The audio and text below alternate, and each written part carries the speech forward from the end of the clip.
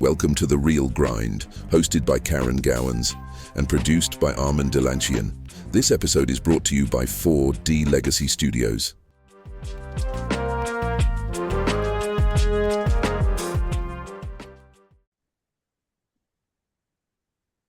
Howdy, listeners. Thank you for tuning into The Real Grind. I'm your host, Karen Gowans, and this episode is sponsored by Luxe Leather USA. You can check out their dynamite high-quality leather jackets by going to luxleatherusa.com. Maybe you're a wardrobe consultant or stylist in the film industry and you want those actors and actresses looking sharp on set. Check out luxleatherusa.com, or for anybody out there wanting to look sharp, Luxe Leather is your go-to place. Luxe Leather USA is giving the listeners of The Real Grind 10% off on orders placed before August 4th. Just use promo code 5TRG, so that's TRG standing for The Real Grind. Use that at the checkout to check out this amazing deal. We have an absolutely incredible guest joining us today. Her name is Lisa Stevens, and the work she does is not very common. Lisa is a real original, to say the least. She works as an intimacy professional in the film and TV industry. Have you ever watched a sizzling on-screen sex scene and wondered how actors and actresses are able to feel comfortable doing that, doing the nookie stuff? Well, intimacy coordinators like Lisa play a role in creating that sizzle. Lisa has been kind enough to join us today to talk about the work she does as an intimacy coordinator. Welcome to The Real Grind, Lisa. Thank you very much. Happy to be here. Wonderful. So you are so accomplished, Lisa. In addition to being an intimacy professional, you are also a choreographer, a director. You have done it all. You're a teacher, a fight director, an actor. I know you were in Rumble in the Bronx.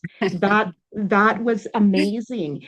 And also you're an art consultant. You do so many different things. You've been nominated for an Emmy Award. You have performed for the Queen of England. It looks like there's nothing that you cannot do. You have so much expertise, but I'm sensing that your focus is on intimacy, coordination, and choreography. Yes, it is right now for sure. Yes. All right. So, as I mentioned before, you're an intimacy coordinator in addition to being many other things. Intimacy coordination is a fascinating yet somewhat uncommon professional. Lisa, can you tell our listeners what an intimacy professional does? Yes, of course. Happy to. First of all, I love that you used the word nookie. I got to start putting that into my writers. That's great. No, all seriousness, the intimacy professionals, we all have the same goal.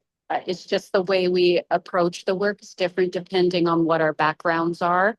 For me, being in the performance field, having been a professional dancer, a choreographer, an actor, I come to the role from that foundation.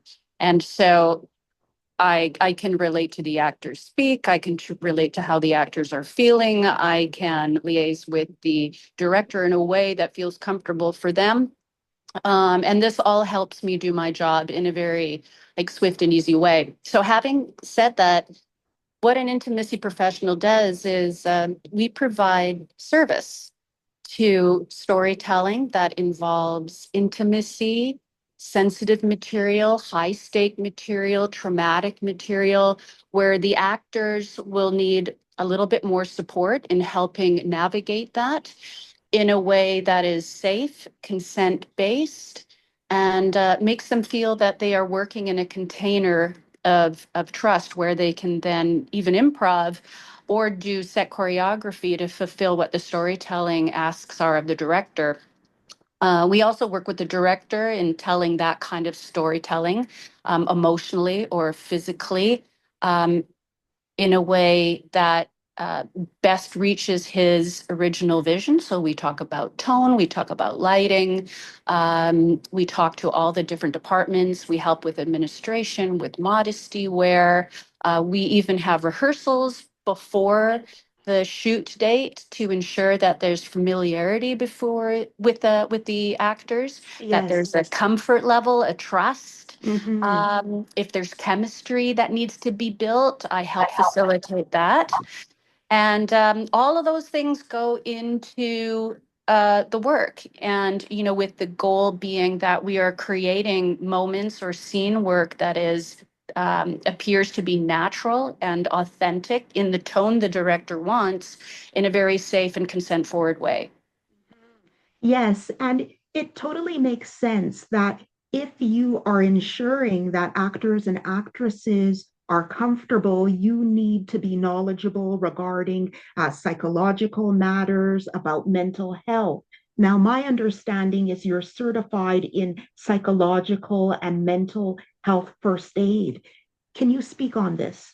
Yes, that is one of the preliminary courses that we are required to take according to SAG-AFTRA because, many times when scenes are emotionally charged, it can be triggering depending on what the actor is bringing to the table, in their past. Even the crew sometimes are triggered depending on what the content of the storytelling is. And so for me, I'm not a practicing mental health practitioner. I'm Mhm. qualified as a first responder, so I'm able to at least bring those people back to a neutral position from where they can do their work, or Mhm.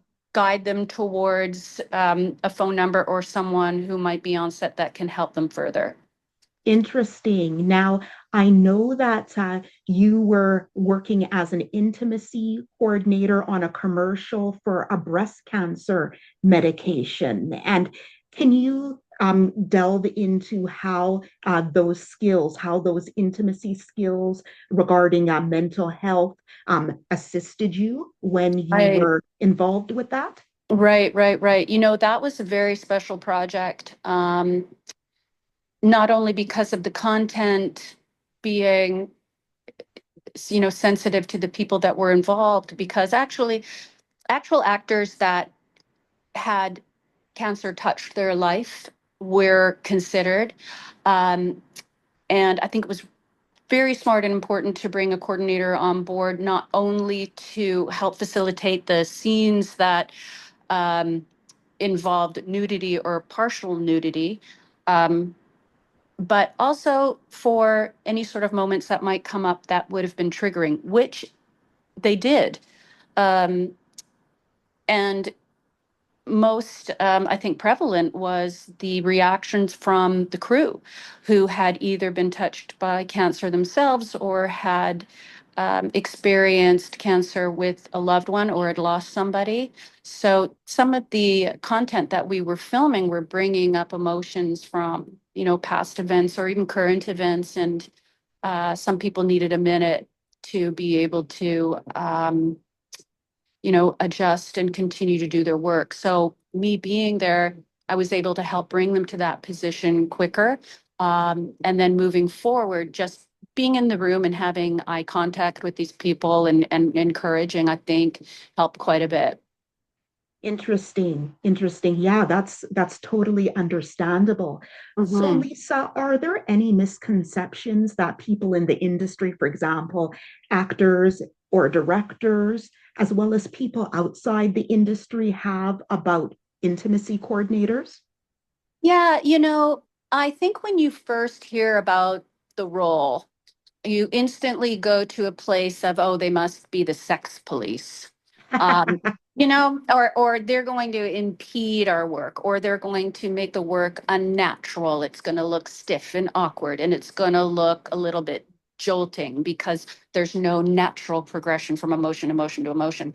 But that's not true. I think that intimacy professionals that are properly trained, that are qualified, that are intuitive, that have actor experience, dance experience, somatic experience, and know the room, are able to work in a way that actually facilitate and assist the storytelling. And it's never our intention to impede the work. Mhm. All right. Thank you for clarifying. I Mhm. know that there are intimacy coordinators as well as intimacy directors. My understanding is those are two different roles. Can you explain how the roles differ and in what way these two roles are similar?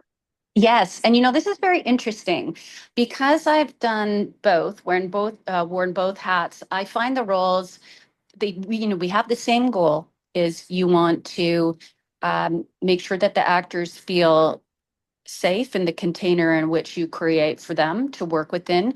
But it's very, very different. A coordinator um, pertains to on-camera work, and director pertains to on-stage theater. So that could either be dance, opera, musical theater, straight plays. But the main difference is, let's use musical theater, for example. Um, you need to have sustainability. So, as opposed to film, where you're going to do a scene 4 or 5 times at the most, because we want to really limit the takes. So, there's not much of emotional bleed off from what they're doing. But in theater, musical theater, they're doing the show 8 times a week for weeks on end, and maybe a year or 2 years or 10 years. And so, how do we find a way to find sustainability in their mental wellness and being involved in intimacy scenes with their scene partner, or traumatic scenes, which they, in any other case, may carry forward with them when they go home at night to their families or husbands, or start to infiltrate their everyday life, where they have difficulty discerning between the imaginary and real life. So those are considerations for intimacy direction. Also, working through music. There was a project I worked on in London, and called Bonnie and Clyde. And there was one song that they both sang. It was a duet. And we had to choreograph the intimacy on certain beats or on certain accents. And Wow. this part of the intimacy had needed to happen during the build in the music, and then on the climax, this needed to happen. Oh, and then by the way, you have 2 counts of 8 to get your pants off. So, how do you do this, and how do you rehearse it? So it's exactly the same every night, and that it works. It has a good flow. And then, of course, when you're doing maybe nudity or partial nudity, you want to find masking, and the audience sometimes is surrounding you if you are in the round. So how do you mask it so you don't want to show what you don't want the audience to see? So with film, you can just lift the camera up, or you can move it to the side. You can frame it. But in theater, I mean, it's all out there. So it's far more complex. It allows you to think creatively and outside the box. I like working with theater quite a bit for those reasons, because I love problem solving in a quick way.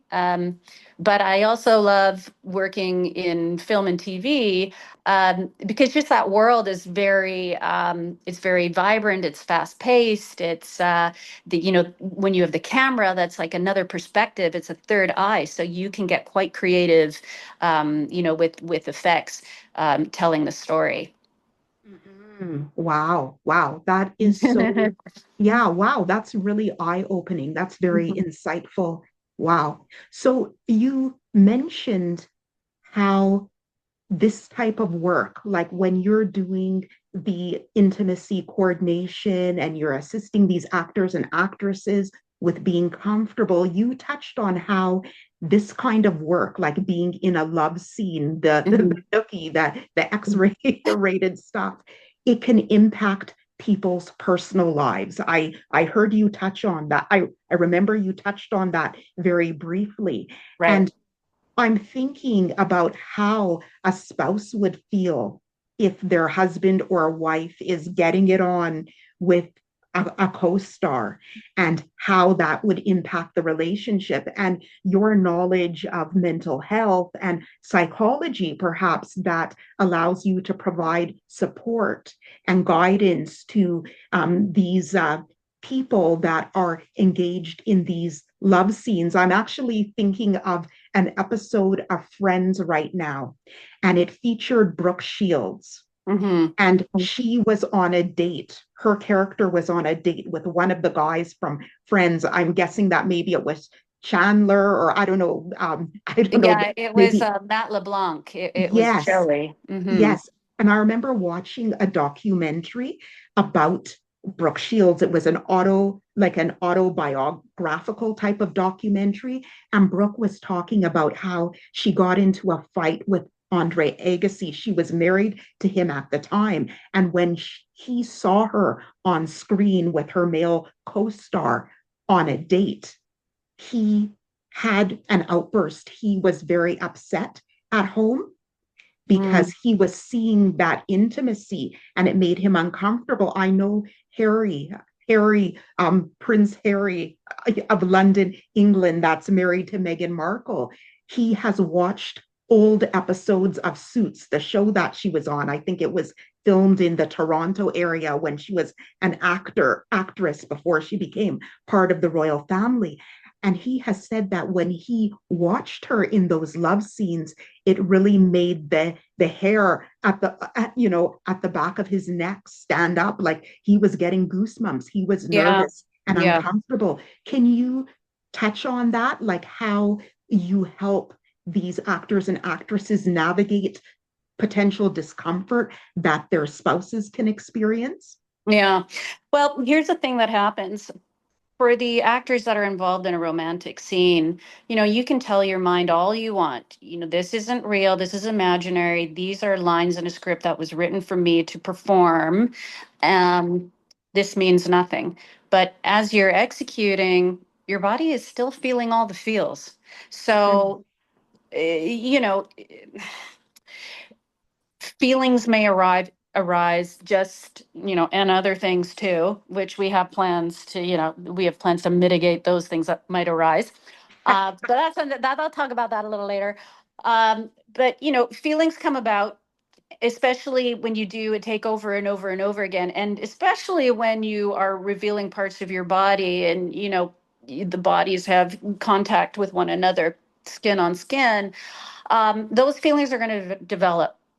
So there's a couple of things that we do to help mitigate it. And one of them is to bring awareness of that, and that there's nothing wrong with it and there's no need to feel embarrassed. These feelings are going to come up, like there's no denying it. So here's what we're going to do to mitigate that. Um, we talk about this during the actor intake prior to when we're getting to know each other. So there's a lot of different things that happen, but the main thing that helps is tapping in and out. And so what that is when you are in the scene with your partner, prior to the director calling, or the first AD calling action, we do like a high five, or a 10-5, whatever you want to call that. That implements a loud sound and a little bit of a sting. And what that does is it allows the other actor to know that you're now engaged in a contract, and it's a contract of trust. I got your back, you got mine. We know this is imaginary. We know this relationship isn't going to go anywhere. And we are performing a scene that was written for us. And then they do the scene however many times. And then at the end, before they move on to the next step, they tap out, and that is closing the contract. And and then what that indicates is that, okay, that was imaginary, it's over, we can leave it at work and we can move forward with our lives and know that we did a great job, but that's what it was. Mhm. And so that's an important thing to do. If there's a lot of material throughout the day that's intimate, we will do a tap in at the beginning of the day, a tap out, and then depending on how people are feeling, I'll do what's called a debrief. And a debrief talks again about the content of imaginary versus reality. And then I do something called the grateful flow. And I have them name three things that they're grateful for that happened that day. It could be anything from, oh, this person held a door for me, held an open door for me while I was exiting Starbucks, or, the craft services had Rice Krispie squares, and just things that psychologically put them in the real world. So when Yes. they leave the set, they're actually living in a different space. I've also Mm-hmm. done things where if it's an outdoor scene, I was doing a queer, non-consensual sex scene that happened in the woods. And what I did is I drew a circle in the dirt Mm-hmm. with a stone. I said, everything that happens within this circle is imaginary. As Mm-hmm. soon as you step out, none of that occurred. None of that happened. And all these little things sort of help psychologically with an actor deal with what they are going through, which feels very real in the moment, and then be able to step away from it and lose that edge of imaginary and go back to their real life. Mm-hmm. Um, Now, it's interesting that you bring up Andre Agassi, or any other spouse or boyfriend, girlfriend, or whoever that might feel threatened or believe that scene to look a little bit too real, or I think you were enjoying it a little bit too much. Um, usually during an actor intake, I get to know the actor quite well, um, and slip in the question like, how does your family feel about this?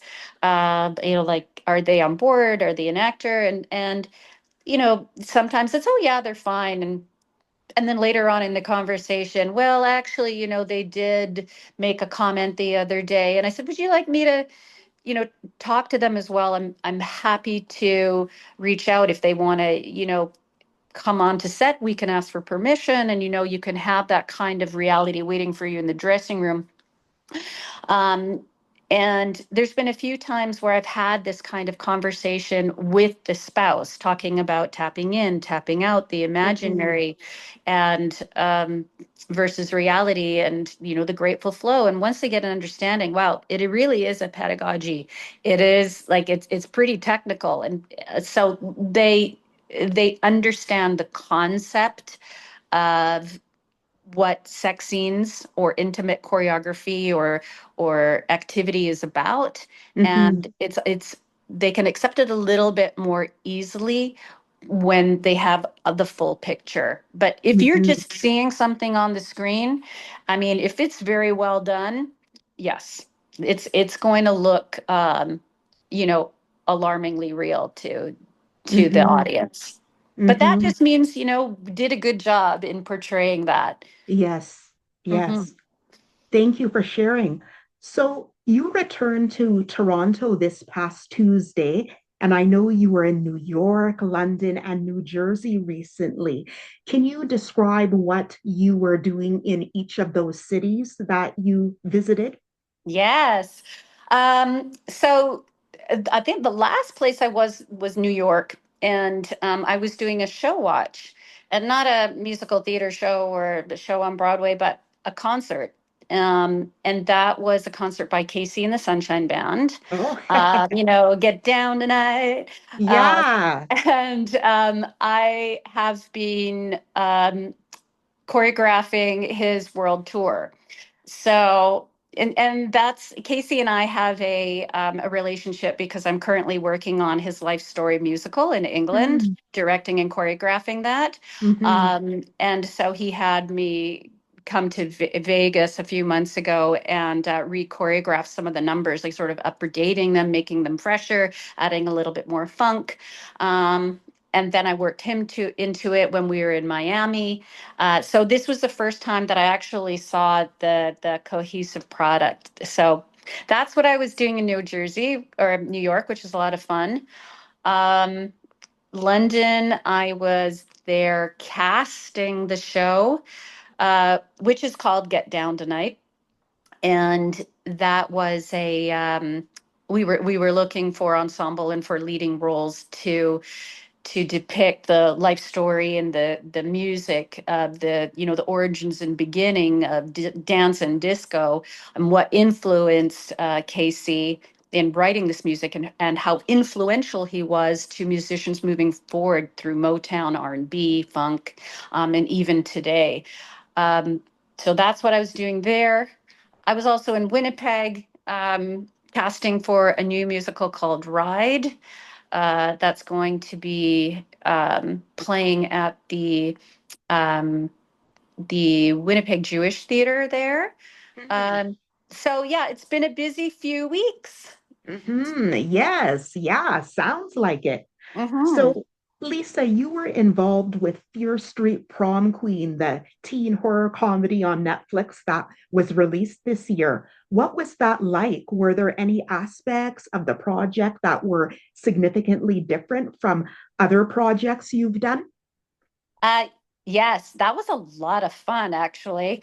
I the director, who was also one of the writers, the other writer, the crew, everybody was there to have a good time. It was such a joyful set. Everybody was so nice, and it was a real pleasure being there every day for those reasons. Because sometimes. Because time is money, they could be running behind schedule, other factors, personalities, chemistry, sets can kind of get a bit chaotic. But this was absolutely wonderful.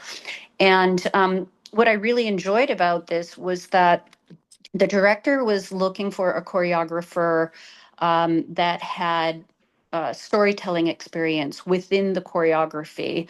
Um, and so I guess they didn't look at my film reel. They actually looked at my theater reel. And I had an interview with the producers and him, and I think they liked what I had to say. So I got hired to choreograph this moment where the wolf pack, the kind of mean girls of the film, put on a very sort of jingoistic American dance upon the stage. And it was very simple. It was supposed to be something that the lead could have choreographed in her bedroom, but it went through a number of iterations, from quite complex and showy to, whittled down to something very like simple and basic, but embodying that era, which was the 80s. It's so much fun.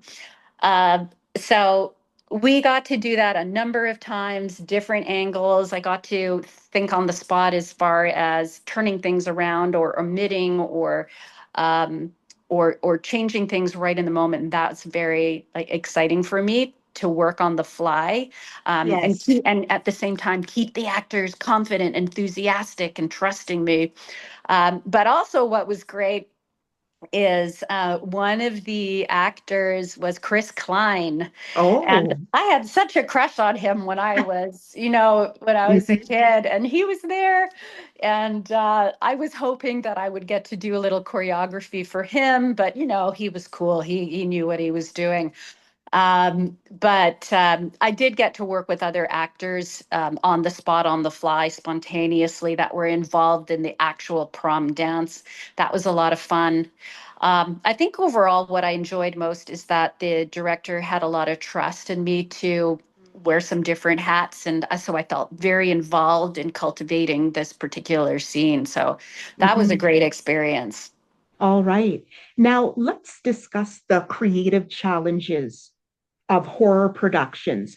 Working on a horror feature like Fear Street Prom Queen, what were the unique demands or surprises? Like you touched on the surprises earlier and being spontaneous and Hmm. dealing with things as they happen. Hmm. Can you elaborate regarding unique demands or surprises in crafting intimacy and movement under suspenseful or dark themes? Yeah. That's an interesting question because, some storylines are far darker than others. This one, it was elevated. There was a lot of comedic elements that provided relief to the, um, over the top violence.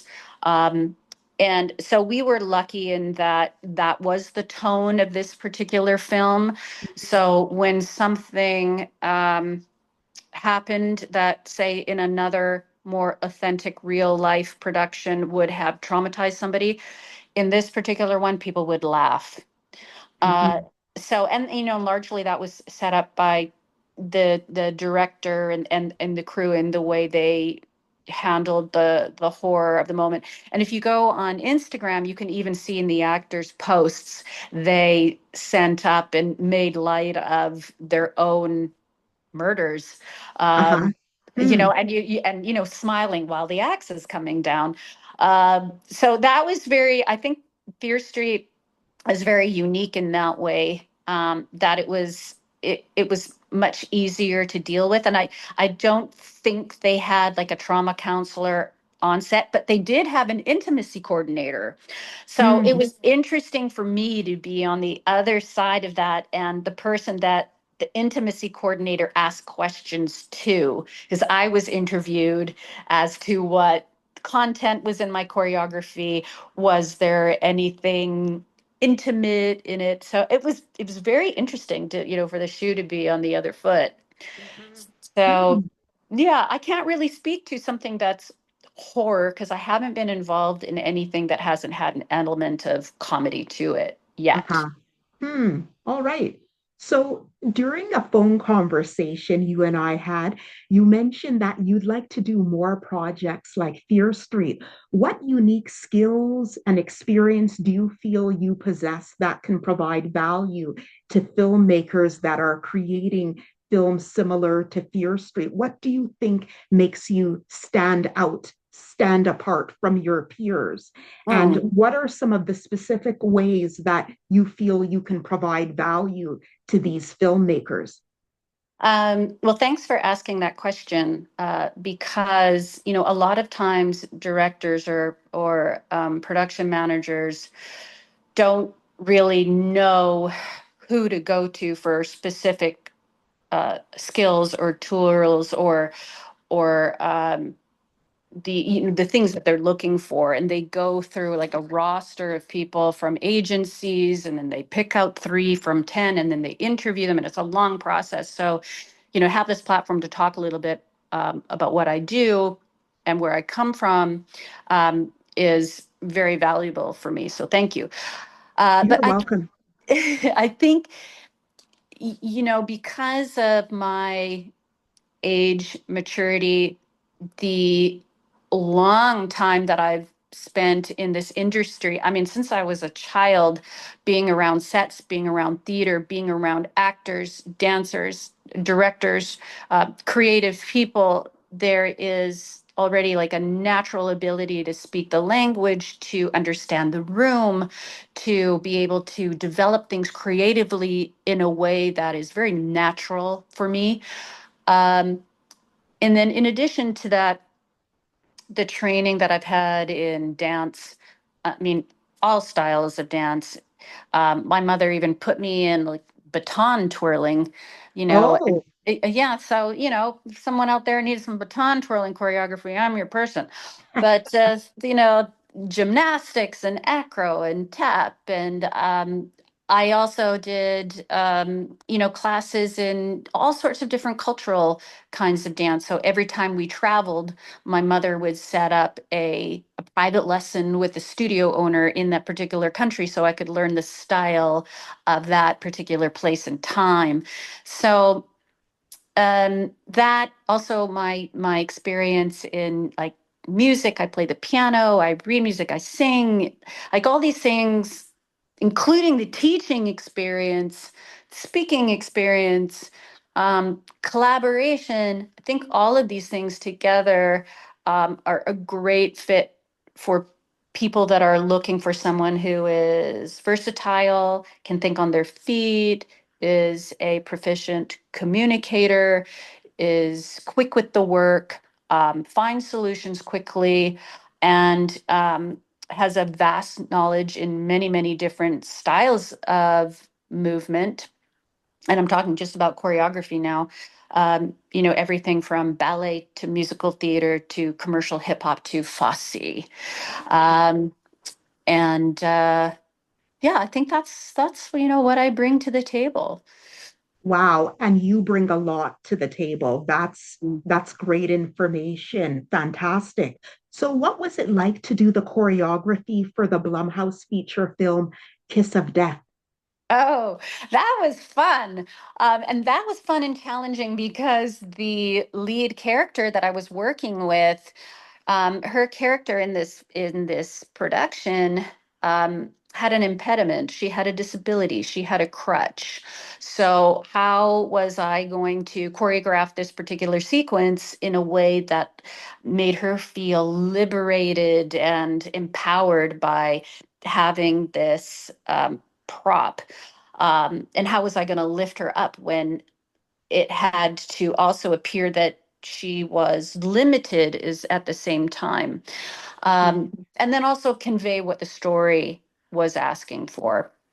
Mm-hmm. Oh, and also she wasn't a dancer and was a little bit nervous about any sort of movement at all. So the approach, the choreography was much different. Many times, if I'm working with actual dancers, we use counts.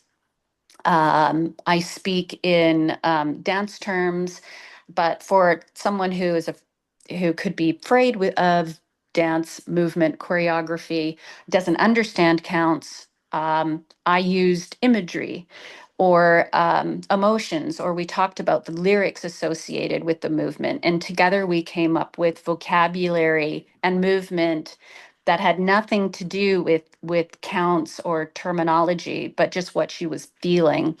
So Mm-hmm. that was a very cool way of working. Like all of these experiences there. It's all education and information. So, it's one of the reasons why I like working on sets that are very different, Mm-hmm. because it only adds to the quality of the tool set that I have as I move forward.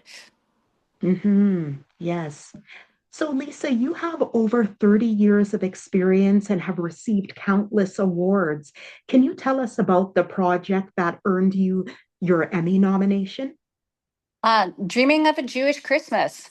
Um, Hmm. that was a musical documentary using many different Canadian artists to sing and act in musical theater-like scenarios, singing Christmas songs that were penned by Jewish writers. Hmm. So, many of the songs that we're singing on, Christmas, ironically, were written by Jews, and not always with the intent to write for Christmas, but to write about something else. And they were sort of embodied into the holiday sort of rhetoric and narrative, and then every year these songs became more and more popular and associated, like Rudolph the Red-Nosed Reindeer. Um, oh my gosh. Oh, Little Drummer Boy.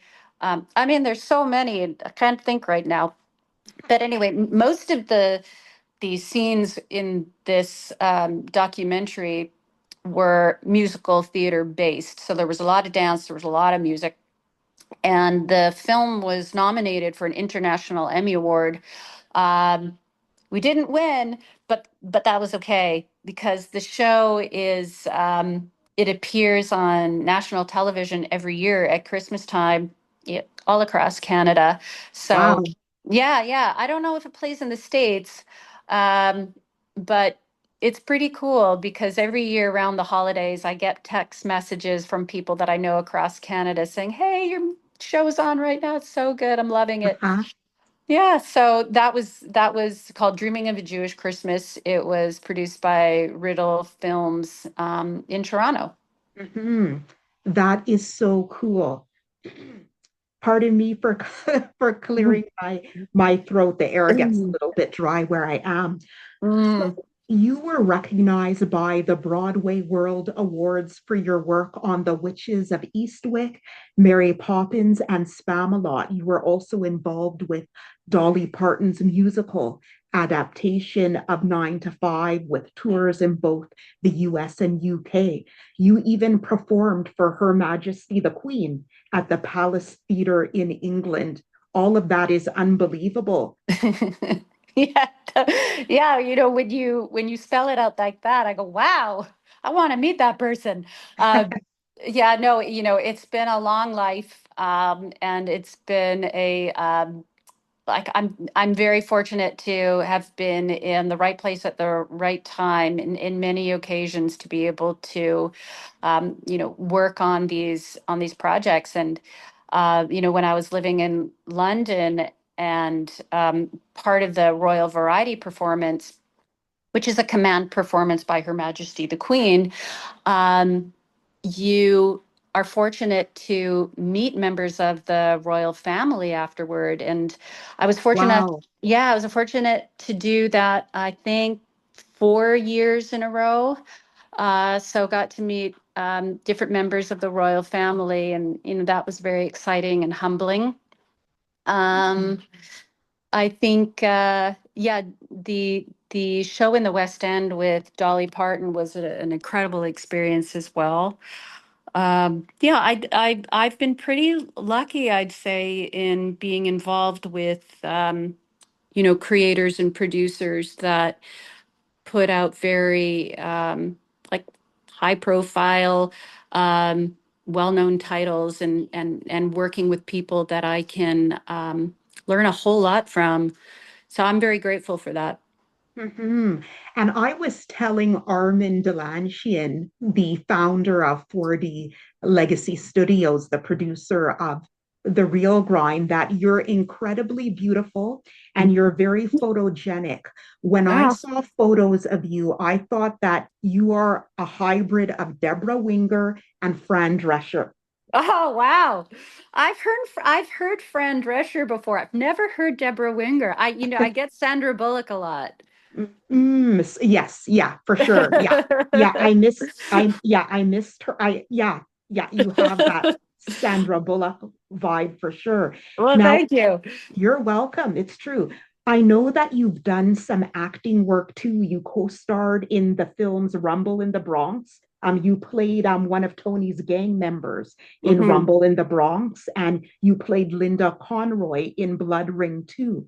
What were your acting experiences like?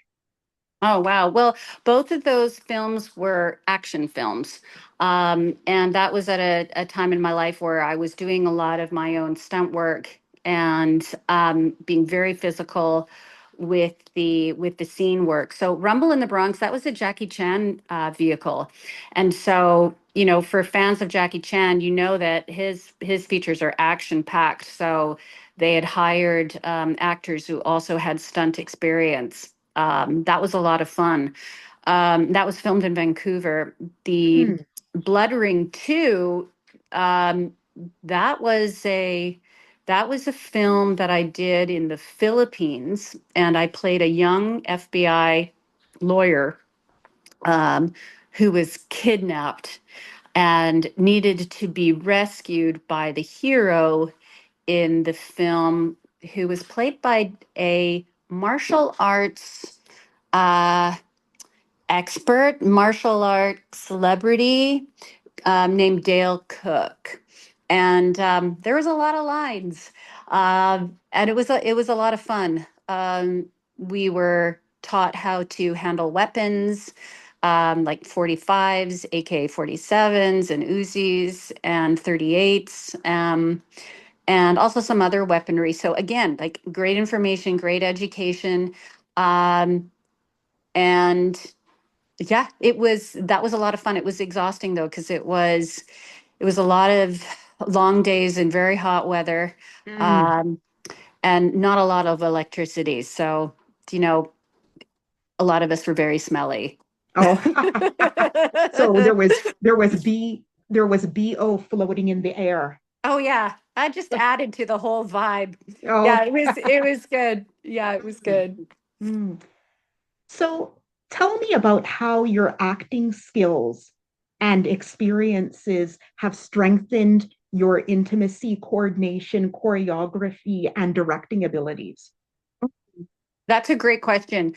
As I was coming up as an actor and a working dancer, you would go to auditions and sometimes feel quite vulnerable with Mm, the asks of the director or the casting person. And, afraid to say no because of losing the job or, creating um, a, a bad reputation, or convincing yourself you should say yes for XYZ reasons. It's going to get you the job. You'll be okay with it. And I think because I experienced this kind of behavior, um, I can relate to and empathize with actors these days who um, are on the side of power dynamics, of leverage, of worried about those kind of things. Uh, and I help liaise in that department. So alleviate the power dynamic and the leverage by working with an actor to discover what their boundaries are, what they're comfortable with, mhm, not comfortable with. And great, whatever those are, that's perfect. Let's create this container to work within. And you can be liberated to do your best work or even mm, improvise within that container. So I think my experience as an actor and even as a dancer, um, gives me a lot of like foreknowledge into what to expect with on set or in in the rehearsal room in what these mhm. asks are going to be. Yes, yes. Now, Lisa, I know that as a child you dreamed of being famous. Can you tell our listeners about this? When you were growing up, were there life experiences, relationships, or other influences that put this quest for fame, this passion for the entertainment industry in your heart? Yeah. That's funny because I think, when I was quite little, my grandmother would have me perform little dances for her and the rest of the family, every Friday night. And I would get applause and positive feedback and accolades. Like, wow, this is great. Look at all this attention I'm getting. This is what it must be like to be famous. So, for a while, I was obsessed with that kind of instant gratification. And I think that was only supported by being naturally adept at dancing, at acrobats. I don't know why I was good at it. I took to it. I, skipped a bunch of dance grades, for lack of a better way of putting it, and was always dancing with the older the older ladies. Mhm, So, mhm, um, but I think as life happens, you learn that all the work you put into something that you're good at um, is very different than fame. mhm. They're two Yes. different things. And so, was I going to spend all this time, money, effort, and sacrifice a whole bunch of things for fame or for being good at something that I could make a career out of? And I chose the latter. So fame sort of went out the window. And what replaced it was, I guess it's like a feeling of, I don't want to say power, but it's definitely something that looks like it in terms of being able to be like a leader in the industry and influence people for good and to make an impression and to be able to convey a perspective or a way of looking at art or life and tell a story through that, um, to touch many people. So building my career to a point where I had an opportunity to do that, Yes. either through choreography or direction, or either through like intimacy coordination or direction. That feels very close to, I guess, when I was back 5 years old. to fame in a way, Yes. but in a very, very different conceptual way. Hmm. Yes. Yeah. Lisa, where did you grow up? I grew up in Vancouver, Vancouver, Mm. BC. Yeah, Hmm. I was actually born in Ottawa, but Oh. my family moved to Vancouver when I was a baby, and I grew up there and received all my arts training and influences in that beautiful city.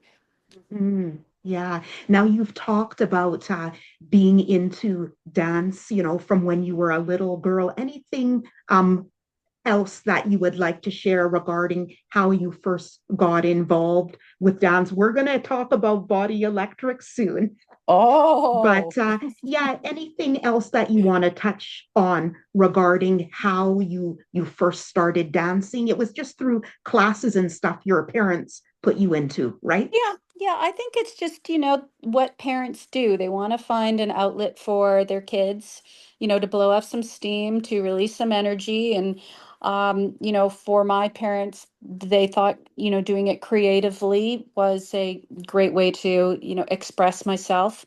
Um, and I found a lot of joy in it. And I found a lot of Mhm, mentorship because a lot of my teachers were females, very strong females. So, mhm, um, I had some great mentors as I was growing up in my training years.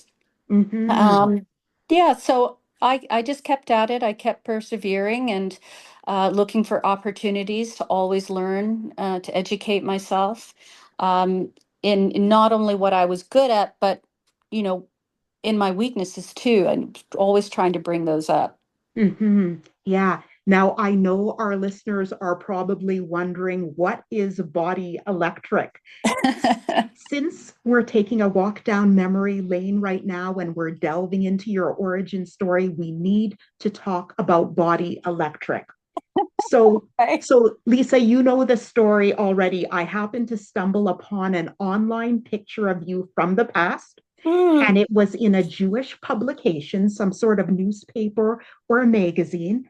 And the headline was Young Jewish Dancer Opens Her Own Studio. So at a young age, you were already entrepreneurial. You opened your own dance studio, which is phenomenal. And you were the leader of Body Electric, a youth dance company. That is so remarkable, girl. Can you tell the Real Grind listeners about this early milestone in your life? Yes, yes. I think it happened by accident. Actually, I wanted some extra pocket money, so I thought that I would teach some classes at the Marple Community Center. Um, and I think I was maybe 18 or 19 years old. I started teaching a few classes in jazz. And then more people were interested, and so I taught two classes in jazz. And then this person's sister and cousin was interested in more people. And then adult jazz started happening. And pretty Wow. soon the Marple Community Center said, look, you got to leave. You're taking way too many hours from our studio. Like, Mm, sorry. So I looked for a place to hold some classes. And mhm. I found a very large studio over a bowling alley on Fraser between 41st and 42nd and started a dance studio for fun. I didn't really even have a name for it. I just called it, I don't know, Lisa Stevens Dance Studio. Mhm. And people came and it got quite large. I learned on the fly how to organize and operate books, bookkeeping, advertising, marketing. Um, Started entering these dancers into festivals and competitions, Wow. started renting the space to other people, to like a taekwondo, flamenco, to bands. Um, Over the course of 5 years, I had like 5 or 6 people on the faculty teaching different types of dance, like ballet, tap, etc. And then decided to create a company with the older dancers called Body Electric. And Yes. yes, Yeah. Body Electric. I don't even know where that name came from. I Body love it. Electric. I don't know, maybe from jazz hands or something, because I always Oh, talked about electricity in your body. You uh, must have electricity, so body yeah. electric. And a friend of mine, she's like, I think I want to be Body Electric's manager. So she organized performances for our troupe all across the Lower Mainland. We performed at the Sea Festival, Kitsilano Showboat. They were in parades. It was that was a time when I probably honed my choreography skills to very quickly because we had to come up with so many different types of numbers and styles in a short amount of time. And then, in addition to that, we actually had an apprentice company. So the class below, once they reached a certain age and ability, would then move into the company as company members were moving out and going to college or exploring other opportunities for careers. So what's nice about Body Electric is the dancers that were a part of that company are still in touch today Wow. and talk about how much that dance and that particular company saved them in Mhm. terms of keeping them out of trouble and keeping their mental health in check and giving them a really great place to come to every day at a time in their teenagehood that was quite tumultuous. So that's the story of Body Electric. Interesting. And when I saw the photo of you, I noticed that the newspaper clipping or magazine it was from was sort of yellowed. I could tell it was like an older, Yeah. older photo. And one of the thoughts that came to mind is Lisa is gorgeous, and this lady does not age because you look the same. And I want your arms. They are so Oh, toned. But oh, yeah, you have remained fit and you look the same. You do not age. You look like you're in your 20s oh, right now. thank you. Thank you so much. Thank you. I appreciate that No, compliment. no, it is true. So, Lisa, there are so many dance-oriented films and TV shows. There's everything from classics like Singing in the Rain to the 80s TV show Fame. There's Flashdance, and most recently, there has been the Dancing with the Stars show, the competition on television.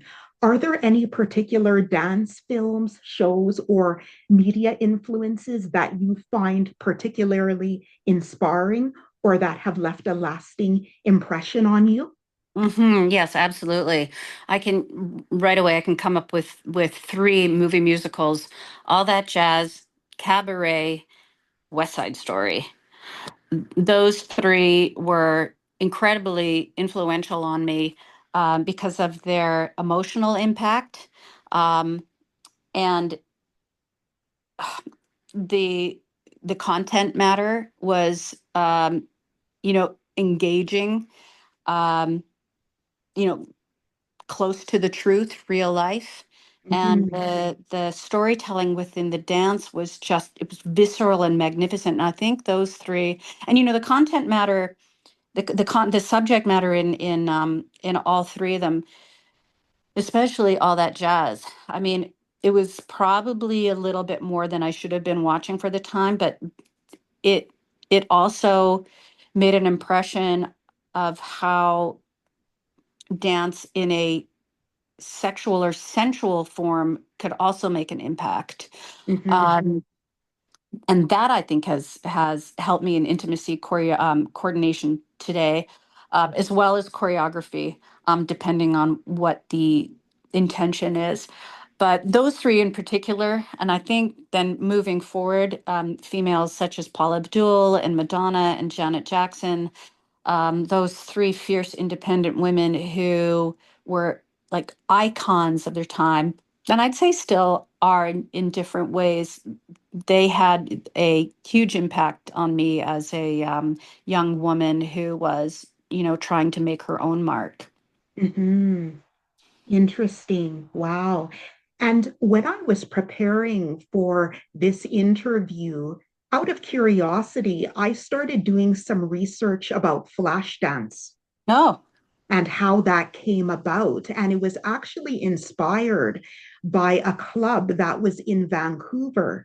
And it had these dancers who weren't like strippers. Like the club had a strip club vibe, men sitting down watching these women on stage. But Mm-hmm. the women were extremely creative. They had these very dramatic costumes.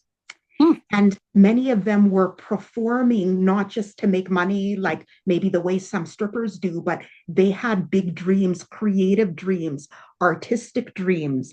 And that's how flash dance came about. It was based on that particular club in Vancouver. And I know that there is an actress that was in flash dance. She's an actress and a famous dancer. She has blonde hair. Huh. And I think her name might be Cynthia. I've forgotten. Oh, yes. I believe she was also in Dirty Dancing as well. I Yeah. didn't know that about Vancouver or that it was based upon a club there. I'm gonna have to look into that more. That's so interesting. Yeah, and Flashdance is a movie that has really shaped our culture in a number of ways. It has had a long-lasting influence. And even like the whole ripped jeans look, like when people walk around and they're wearing distressed clothing to look edgy, Hmm. I've heard that Flashdance inspired that, and even that look that the character played by Jennifer Beals was wearing, with that sweatshirt that Yes, off the ha- shoulder. That yes, off the it, shoulder look with no bra. yeah, Yeah. exactly. So that's the whole relaxed, distressed look that is still influencing fashion today. And the story behind that sweatshirt is funny. Jennifer Beals Yeah. had a sweatshirt that she put in the dryer and it shrunk. And in order Yeah. to be able to wear it, I think to one of the like some like a filming like when they were filming a scene, she cut the neck and shoulder area in order to get it on her body. And then I think one of the directors or producers saw the look and said, hey, let's use this. That's how that came about. Wow. So she's responsible for a whole fashion movement just Yes, because she shrunk something in the dryer. yes, yeah. It happened by accident. It wasn't planned. Well, you never know where you're going to find the gold. That's why I always say, like, happy accidents. Yes, yeah, so true. Serendipity. That is Hmm. so true. Now, can you walk our listeners through the sequence of key milestones that took you from a little girl dreaming of fame to becoming an Emmy Award nominated intimacy coordinator, choreographer, and director? Can you give us a brief snapshot, just like a crash bio of well, autobiography of what happened, the sequence of events, the major Yeah. milestones. Yeah, I'll give you the bullet point version.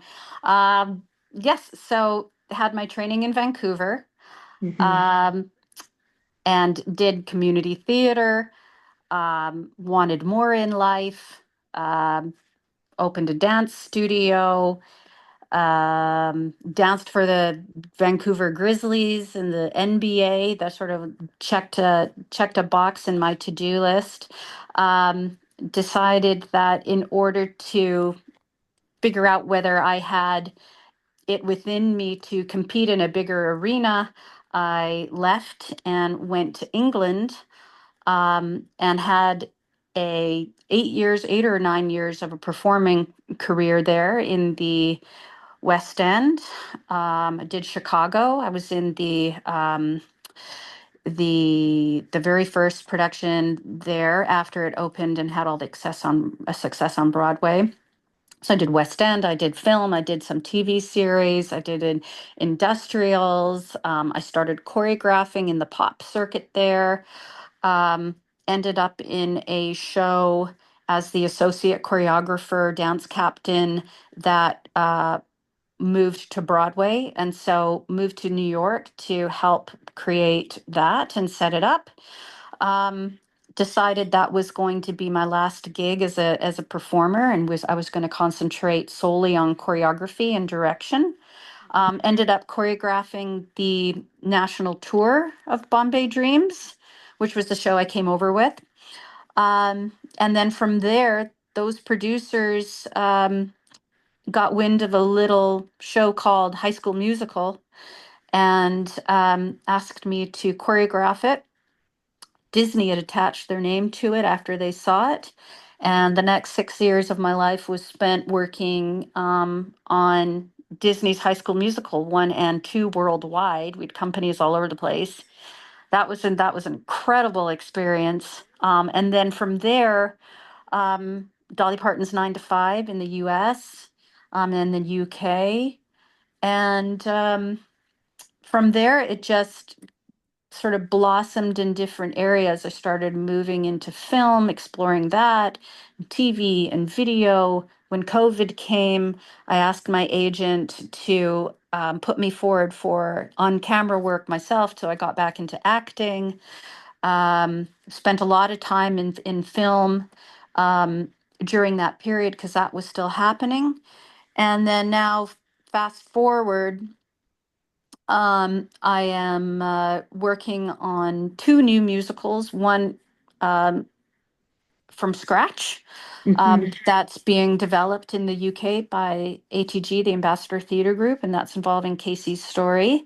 And that's mhm, very exciting because I've never really been involved in a project from the ground up where I'm actually working with the writer and song spotting and helping create underscoring and song spotting montages, um, uh, really sort of facilitating the tone and the perspective of the piece. That's very exciting and fulfilling as a director. um, and I'm always looking for projects that are going to help me grow and learn and be a better artist, and all with the hope of entertaining and teaching audiences something that they don't already know. mhm, Um, so, and ultimately, I love what I do. So, I couldn't be more grateful and happy for this path. mhm. Wonderful. Did you face any challenging moments with obtaining work opportunities during the early days of your career? Yeah, I found it very difficult to work in Canada. Nobody was hiring me as a choreographer or a director. Um, I had to leave the country and make somewhat of a name for myself in England to be able to be asked back to Canada to direct and choreograph. So uh, I thought that was pretty ironic because nothing really had changed in my ability. The only thing that was different was that now I had, you know, European experience. So that was a bit frustrating and challenging that the place that I'm from um wouldn't hire me for whatever reason, to work in my hometown, even though I'm homegrown. um and then you face other challenges like work life, balancing that, family, relationships versus work and traveling. And then also I have found, when I was younger, especially, I wasn't really sure if I was being hired or taken seriously as a woman for a long time, and it played with my confidence quite a bit. Mm, I didn't really know if I was being hired for what reason, um, mhm. and constantly had to prop myself up and say, look, if you're worried about what the answer is to that question, then go out there and prove yourself. Yes.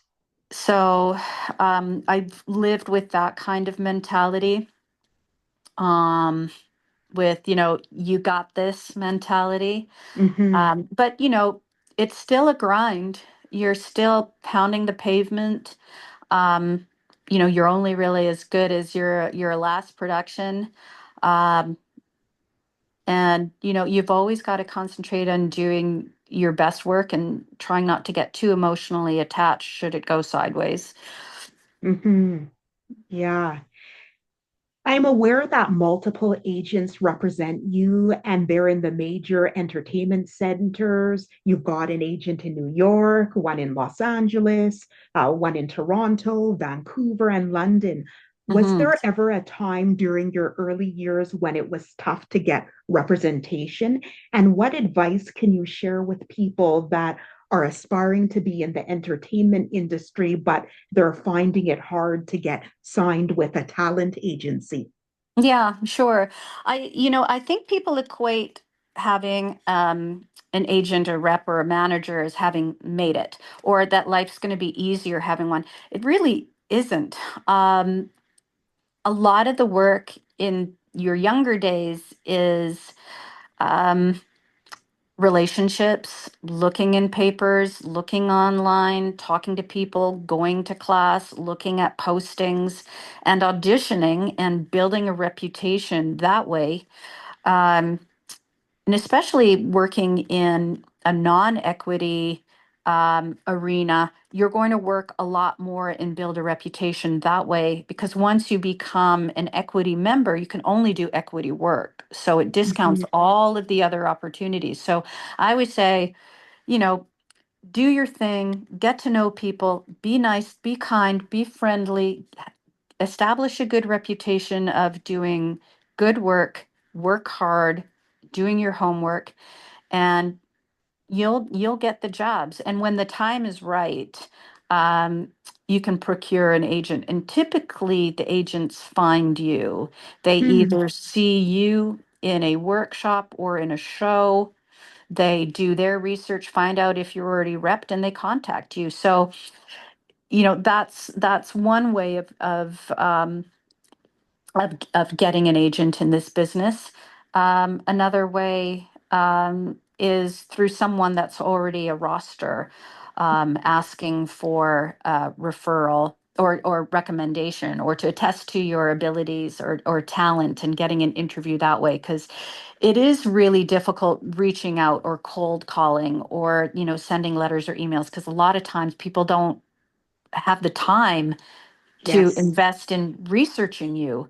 Mhm, So it's best done through someone already in that agency, or if they come see you, then you can have the conversation that way.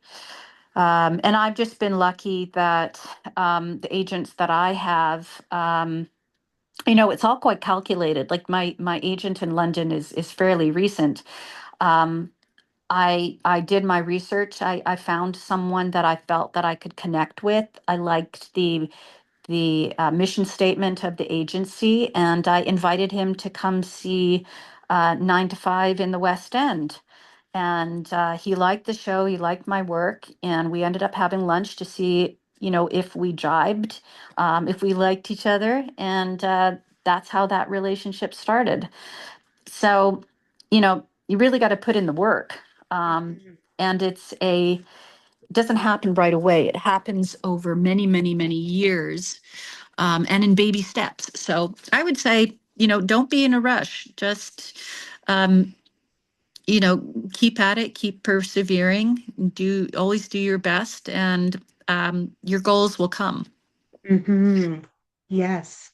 Now, being as seasoned as you are, you have witnessed the emergence of the digital age, the internet, social media. How is the digital age, digital media, social media impacting obtaining work opportunities as a choreographer and as an intimacy coordinator? Oh, yeah. Well, for choreography, I see this all over TikTok and Instagram where people are daily uploading footage of themselves, doing little snippets of choreography, um, of movement. And I think, these days it's the optics of that really work in their favor. Um, I'm not as savvy as, the 20 somethings or the teenagers that are putting this together. So it's like, oh, it's another thing that I have to learn how to do to be able to stay relevant and to be able to compete. But just hoping that, I'm at an age and at a level where, um, my resume and my reel will speak for itself. And, Mhm. I periodically put things on social media, but it's not with the intention of, getting those daily visitors. But ultimately, I think a lot of that choreography I'm seeing, not all of it, but a lot of it is what I call event choreography, which is for performance and or performative type of jobs. Whereas I, as a director, um, I'm always looking for some sort of storytelling or sort of from an emotional perspective in the movement that I do. So, hopefully Mhm. that comes through in my reels. And for intimacy, the tricky part is like you can't really put your work online because you're Yeah. limited by confidentiality and by privacy, and also out of context it's not really going to work in your favor. So again, um intimacy is probably something that's going to best work for you through reputation and through word of mouth. Mhm. If you could change anything about the entertainment industry, what would you change?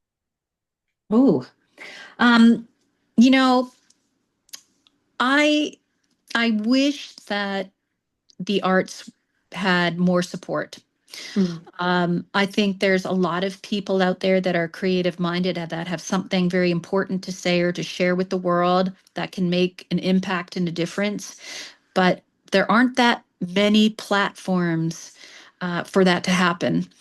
Um, there is a big gap between commercial art, where people are just churning out shows to make the buck, and you know, working for pennies, um, and doing it as a almost like charity work is to get your artistry and your message out there.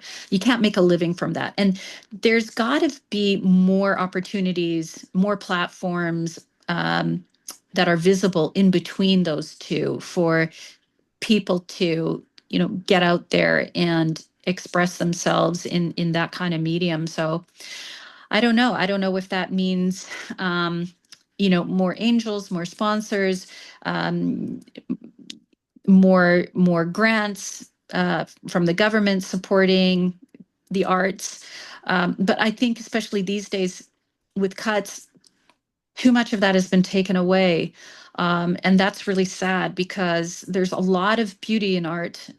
And I think that the world would be a much better place um, if people had ways to express themselves live and in person instead of just on socials. Yes, yes, so true. And I think you were mentioning during our phone conversation that sometimes it's the intimacy coordinators that are the celebrity coordinators, the ones with the most followers Yeah, that tend to get a lot of work. yeah, yeah.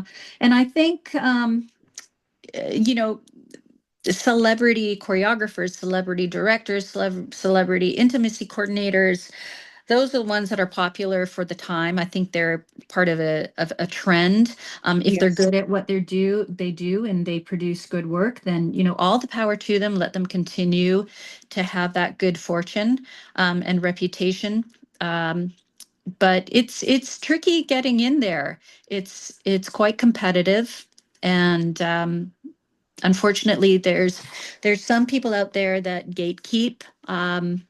Instead of spreading the wealth, or spreading the opportunities. So hopefully, you know as more and more people are welcoming intimacy coordinators or intimacy professionals into their workspace, there will be more opportunities for us to have those roles.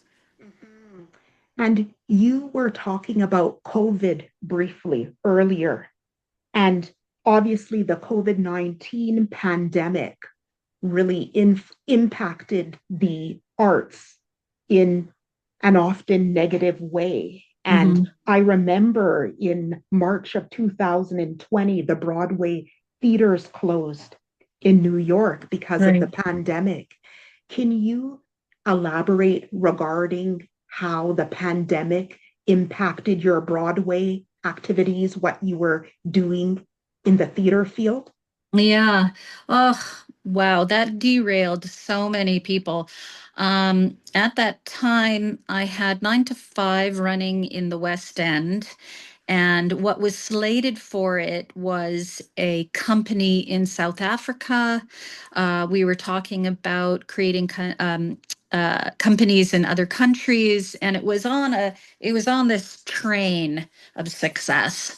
Um, it had a lot of motion behind it, and I don't know. There was just a lot of things happening. I had some great momentum in a lot of different areas, and then one day, people showed up to the theater in the West End, and they said, "Sorry, we're no performance tonight. The show, as of right this minute, has closed."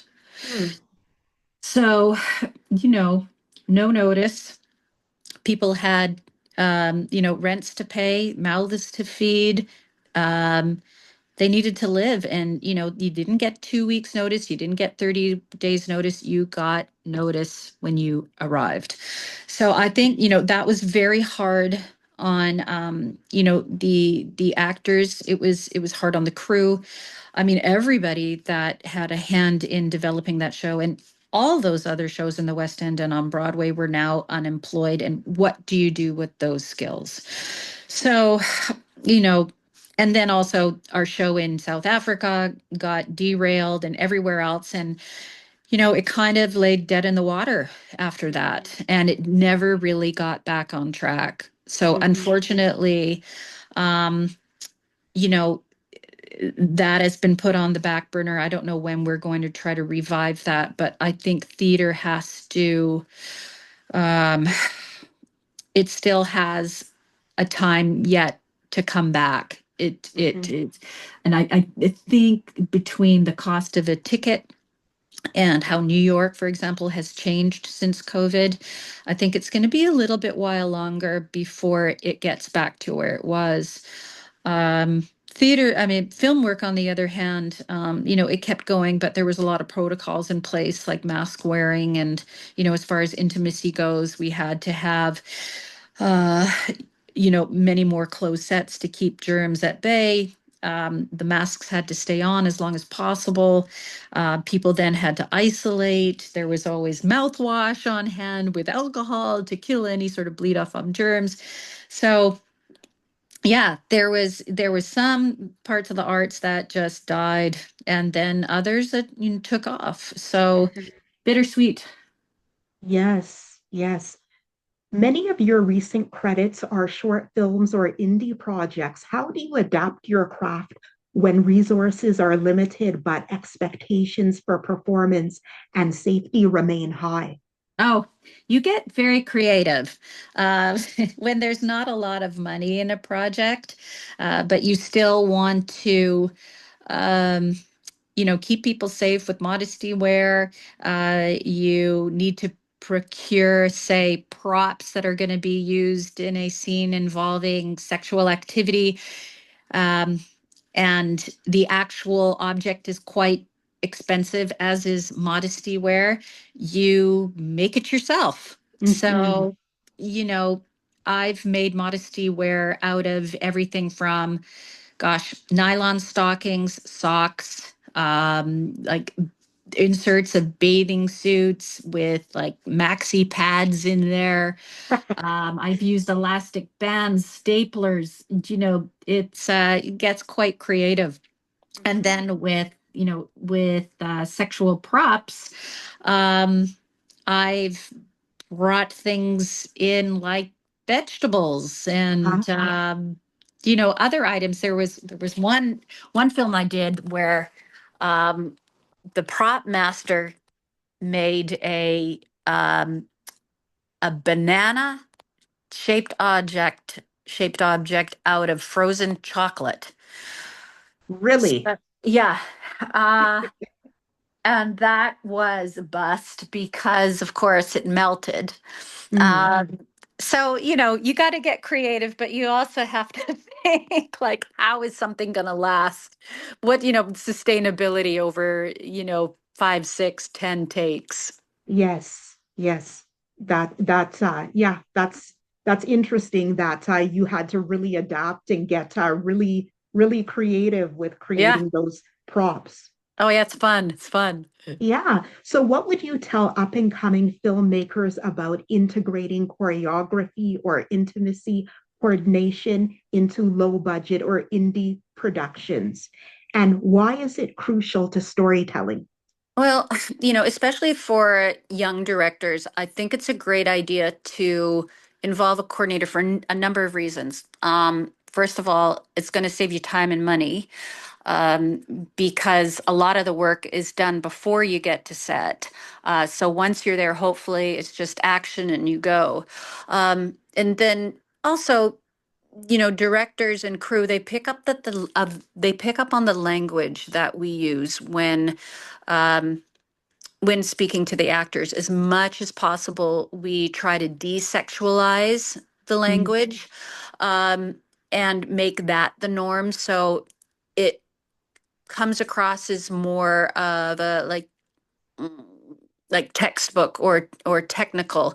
And some people might argue, well, that's just going to, suck the life out of the scenes. Well, it doesn't. If you approach it in a choreographed, educational, technical way using desexualized language, you're always going to add the intention and motivation on at the end anyway. So here they are performing something that in their mind is technical, which removes the sexual aspect of it, which helps them, distinguish between reality and imagination, and also allows them to speak to one another in a way that is not offensive, that is respectful, and gets the same idea and intent across without it becoming awkward. Um, mhm, so, it's a whole new way of working, and introducing it slowly into the younger generation of filmmakers, I think, is important that way. So they moving forward, when they speak with their actors, can do it in a respectful, mindful way that will keep everybody um, comfortable and in a world that's consent based. mhm. Now, we can't talk about intimacy coordination without talking about Harvey Weinstein and the Mhm. Me Too movement. Like after the Harvey Weinstein scandal broke out and the Me Too movement took off, HBO made it mandatory to use intimacy coordinators for all of their shows and films with sexual scenes. And then afterwards, it was like a bandwagon effect. Netflix, Mhm. Stars, Hulu, and Amazon began using intimacy coordinators. What can you share with our listeners regarding the impact that the 2017 Harvey Weinstein scandal and the Me Too movement has had on you as an intimacy coordinator? Right.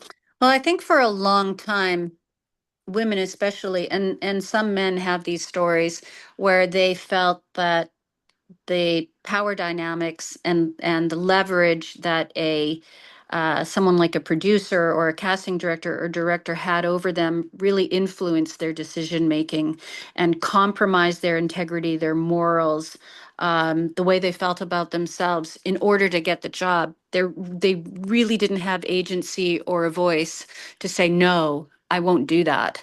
And I think with Harvey Weinstein, there was a lot of favor asking, a lot of inappropriate, obviously, um, um, a lot of inappropriate asks and question, I mean, and action to which no one could speak of because it would ruin their career until one person did it. I think that was Ashley Judd. And, after he was exposed, um, one person that is that brave begets another, begets another, begets another. And then it creates a movement of I experienced this too. I stand with you, and this isn't going to happen again. We have a Mhm. voice, we have agency, we can have respect for our bodies, and you're going to have respect for our bodies as well.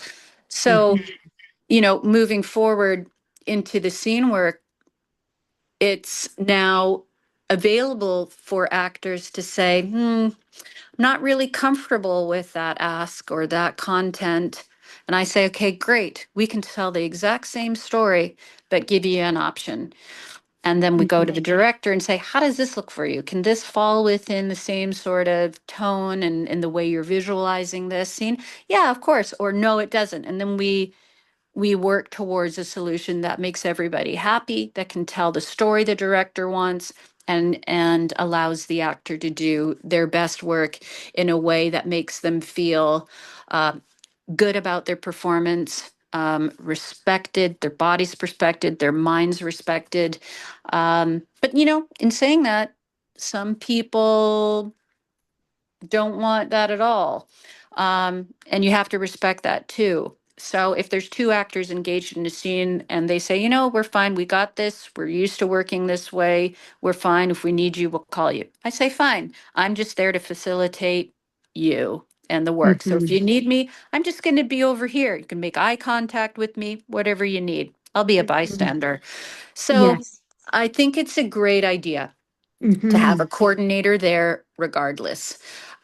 Even as a bystander for people that are experienced, seasoned, comfortable with the work, or for people that are not comfortable, that have trauma in their background, that face challenges, that are unsure of what the ask is, that need a little bit more support. And in addition to that, no one else has to worry about talking to HR about making the riders, or to wardrobe about the modesty wear, or to lighting, or to props, or to the DOP. I mean, we have experience in all of that, so we can help in so many different departments, or we can just step back and go, I'm here if you need me. So all in all, I think it's a role that has always been essential and critical, but hasn't really existed as one until now. Mhm. So Yeah. thank you, Ashley Judd. Yes. Yeah. So before we wrap up this interview, I would like to touch on the impact of changing societal values on the portrayal of sex on screen.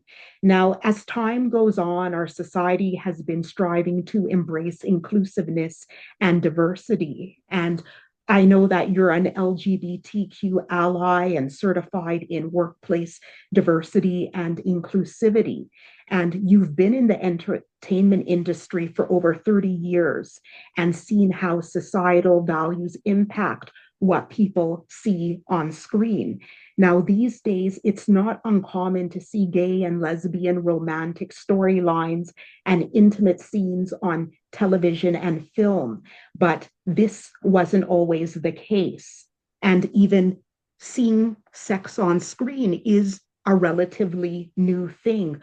I was discussing this topic with Armin, and he was telling me how those old I Love Lucy reruns on television, they would never show the couple in the same bed. There would be two separate beds.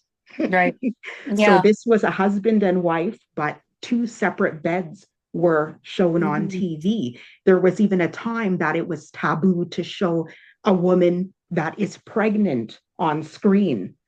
And Mhm. I remember many years ago in the 90s, there was an episode of Melrose Place that had a gay storyline. Mhm. And it was Doug Savant. Oh I yeah. no, I think it was another character, but anyways, it was a gay storyline, and these two men were about to kiss at the end of their date. And Aaron Spelling, what the producers did was they made the kiss happen in slow motion, and then I think everything became blurry. And what Okay. they were communicating was that we know this is different. We know it's not acceptable to people. So they used camera effects to show that something different was Yeah. happening. Yeah. Now, things have changed since then. So How is the emergence of on-screen same-sex relationships impacting the work that you do as an intimacy coordinator? Wow, that is such a big question. And such a remarkable one because, even like back in the 60s in New York City, if you were to be queer and go to a queer club, it was often raided by the police and you'd be arrested for being gay. So, I think we've come a long way since then, but it's been slow. It's been in baby steps. It's been carefully implemented into, stage and screen uh, in a way that makes it, I guess, slowly normalizes it. And, this kind of thing, when it goes from being so taboo and restricted and censored to widely accepted, that doesn't happen overnight. Unfortunately, something like that can take decades. So I think where we are now, or in the last maybe even 5, 6 years, maybe even 10 years, is that the hope is to normalize these kind of relationships. So life imitates art, art imitates life. So the more you see it, the more normal it comes for the viewer and less of a shock factor, which is, I think, what it used to be when it used to be implemented into film. Watch this. We're going to shock you. Something new. Mhm. Keep your eyes open. We're going to make you feel uncomfortable. Yes. And it forced you to watch. And I'm not sure it was a great idea because enforcing people to do something that it invokes a strong emotion is not always great. And it can solidify some very negative feelings. Whereas if you implement something slowly in a way that allows people to learn that we're all human, we all Mhm. love, we all feel pain, we all have heartbreak. Doesn't matter whether we're same sex or not. This is all part of what it is to be human and to exist and to feel. Mhm. So I think the implementation of queer sex, queer relationships, and normalizing that in commercials, even you're seeing that more and more same sex relationships. I think it's wonderful. I think it's beautiful. And I think it is so helpful for society in becoming more tolerant, being more curious, and accepting of these relationships as nothing but normal. Mhm. Yeah. All right. Lisa, thank you so much for delving into the work intimacy coordinators do and highlighting your memorable experiences as an intimacy coordinator and a choreographer. Once again, we want to thank our new sponsor, Lux Leather USA. If you're an actor wanting to look sharp for that audition, check out those amazing leather jackets. Just go to luxleatherusa.com. Just remember to use promo code 5TRG at checkout. I hope all you listeners out there found this episode informative. Lisa was absolutely amazing. I learned so much from listening to her. Thank you, Lisa. Oh, thank you, Karen. Thanks for having me. You're welcome. This episode of The Real Grind was brought to you by 4D Legacy Studios and produced by Armin Delanchian. We can be found on YouTube and Spotify. If you found this episode inspiring and engaging, we encourage you to subscribe to our channel on Spotify and YouTube. If you're a film, TV, or media professional with a dream in your heart, why not pursue it with gusto? Keep grinding away, keep dreaming, keep believing in yourself, and reach for those stars. Thank you for tuning in. Thank you for listening to this week's episode of The Real Grind. Tune in next week for more filmmaking insights. This episode was brought to you by 4D Legacy Studios, where stories matter.